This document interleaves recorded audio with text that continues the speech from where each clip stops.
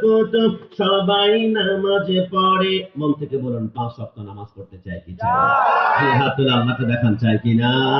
নামাজ রোজা ঈমান তাজা করিবা সকলে, ওলি আল্লাহ গাউস কুতুব সবাই নামাজে পড়ে। জান্নাতের চাবি নামাজ।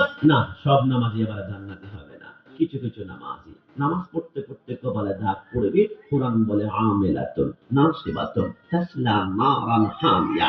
এত নামাজ পড়েছে তারপরে জাহান্নামে যাবে। তো জান্নাতি নামাজ কেমন হবে?